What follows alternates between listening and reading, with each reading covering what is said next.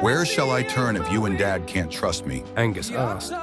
Tony drops to his haunches and lays a hand on Angus's arm, who speaks. Those poor bastards with PTSD filled my ward, so I know it well. The shit of a thing, dragging away their pride and confidence. But Tony, it's not me, and you won't lay off, compounding my anxieties. You've been there for me always, Godfather, and the Marines gave me honor, but now you both treat me as flawed. That PTSD guy doesn't live inside me, yet you see him. Tony extends a hand, but Angus brushes it away. A stunned-looking Angus springs up. His eyes circle the moor. He shakes his body, recovering his poise. I heard a voice long ago in Kandahar, so I'm staying to check things. See ya, Tony. Sorry, pal. The doctors led your dad and me to... It makes me angry. They're military doctors with agendas. You watch me find a path back to myself. Angus said and stared long toward the Donald clan rock. Did you respond to the voice? Tony asked. Angus's forehead creases. Hell no, I shat myself. Talk. Demand answers. I'll support you, Tony said, and Angus's hand rested on his shoulder. Your clan died over there, pal. Let me show you. Tony said, guiding between clumps of grass and heather. After 8 steps, Angus staggers, mud gripping his boot. Whoa, he hollers. Both boots snag, and Angus pitches all ways, flailing. An ethereal blue mist grips his ankles. He moans, eyes rolling. Tony, I can't see you in this blue shit. Tony! Tony's eyes dart to all corners of the moor, glaring. Pal, there's no... It's your... Tony! Angus's lanky frame sways, tumbles, and hits the grass. Tony, his mouth wide open, drops beside him. Easy, my boy. Angus springs to sit, squints hard, and rubs his eyes to focus.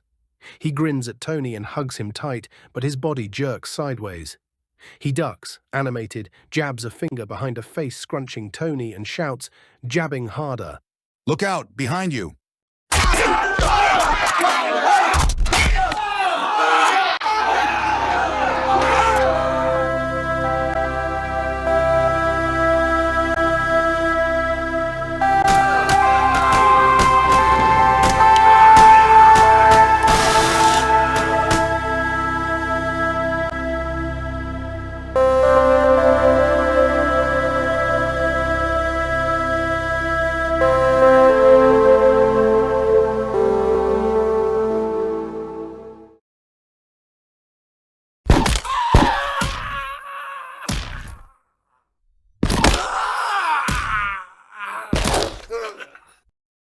Culloden Battlefield, Scotland, 1746. A misty blue opaque Angus shakes in the middle of battle. He slaps his face, seeing little through the mist, but the noises stirred fears of death. Axes, claymores, bayonets clanging, and targes clashing. They mingle with the pathetic cries of dying men. Angus covers his ears.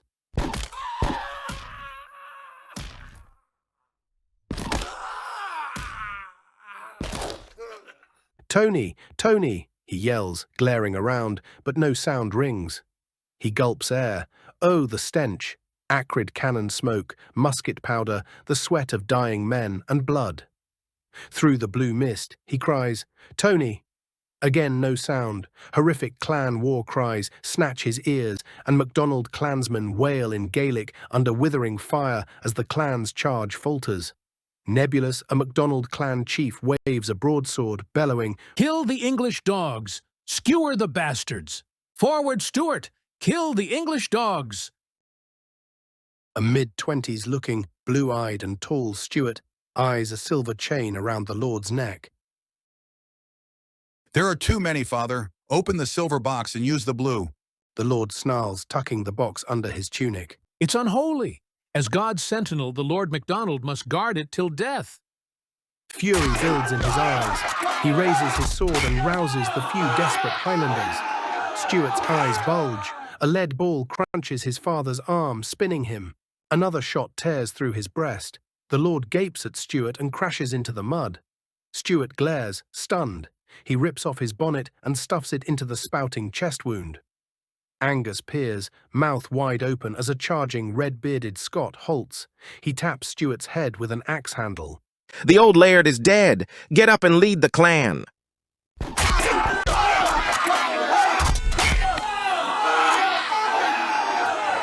He stretches to his father and rips the box's chain from his neck, but in the heat of battle, with death threatening, he fumbles with the latch. Angus shouts, only air. He peers behind Stuart, jabbing a finger and hollers, mouthing, "Behind you." Stuart doesn't react, smacking the box on his thigh and cursing. Angus, wide-eyed, pokes the air hard, shouting air, but then his head drops. A redcoat's musket thumps between Stuart's shoulder blades. He sprawls. The silver box flies from his grip. British steel pierces his ribs. Stuart's eyes bulge. He screams. Angus hollers, but only air. Tony, help me, Tony! Father, the silver box. You didn't open it, Father. You've lost Scotland and seen our clan slaughtered. Father, how did your prayers work out? Your life came down to being the sentinel of nothing. You're dead. Me soon, and you wasted the blue gift. The box, Stuart strains. He reaches out, short. He yells in anger and jerks his head up, staring straight into Angus's eyes. His chin tumbles. He glances at the silver box and then back at Angus. Angus gawks at Stuart, who still pokes his finger at the box. But then Stuart's head sags onto the bloody grass, his breath rattling. The blue mist of Angus drops its eyes and fades away to the sounds of British invaders butchering his clan and the Highlanders. Tony stiffens, his eyes white. Angus collapses face down, stretching wide to hug the earth. He lies like a cross, and a sniffle smothers in the damp grass. Tony covers his mouth. His hands shake at Angus's trauma, and then he hops backward as Angus jerks. "Stuart! Stuart!" he cries, then climbs to a knee and checks his bearings. Stuart died right here, Tony, opening a silver box. He lost it in the mud and fleeing Highlanders trampled it deeper. His eyes plead up at Tony. "Ah, Stuart who?" Tony asked, frowning. He stared at me and the box twice, telling me, "What?" Angus asked. Tony twists away, sighing with a palm covering his lips. Please subscribe here and click here to receive notifications for our weekly episodes. Please press the like. I'm happy you've made it this far and hope you'll stay longer. Thank you, Rob.